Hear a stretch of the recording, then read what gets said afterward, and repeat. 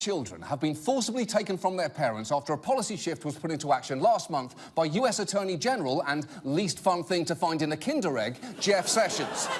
Sessions basically started a policy of incarcerating people who cross the border illegally, knowing full well that that incarceration would mean they were separated from their children, many of whom are less than 10 years old, with no clear plan as to when they might be reunited. And that is objectively awful, and yet Trump inexplicably argued that Sessions had no choice. He's following laws, very simply, that were given to us and forced upon us by the Democrats. But there's no law that says borders have to be separated at the border. The Democrats gave us the laws. Now, I want the laws to be beautiful, humane, but strong. OK, so first, beautiful, humane, but strong?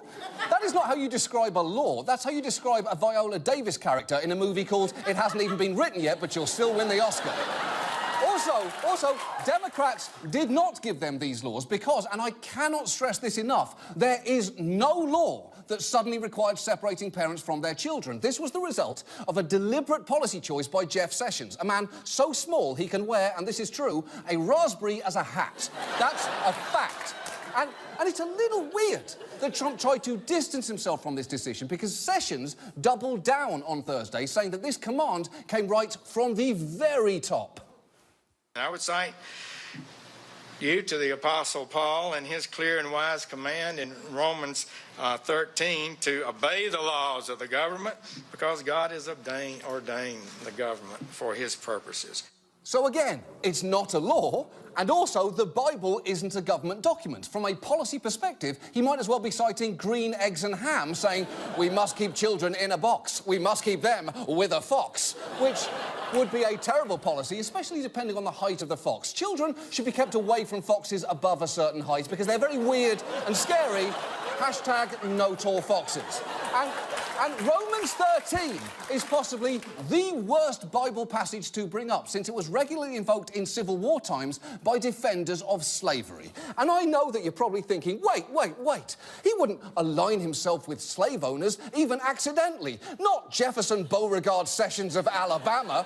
Well, I'm sorry, but he did. And when Sarah Huckabee Sanders was asked about Sessions' Bible defense, she backed him up.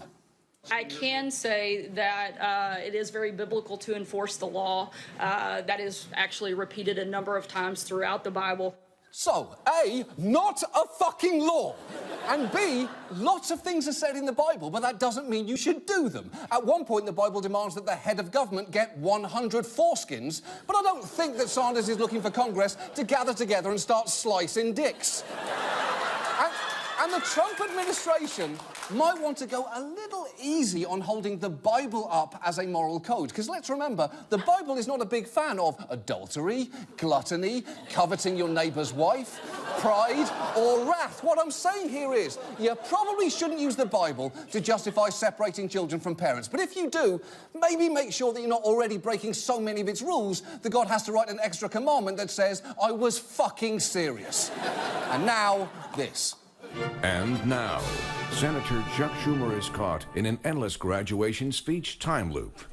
When I was seated at college graduation, I had just learned that I had won a scholarship to travel all around the world. At the same time, I had met a girl and I fell in love.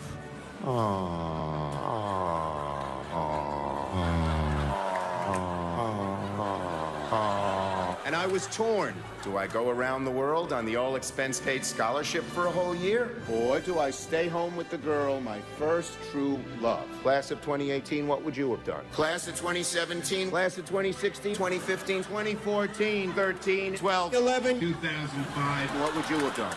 I stayed home with the girl. She dumped me before Labor Day. There I was. No scholarship. No trip around the world. No girl. No girl. No girl.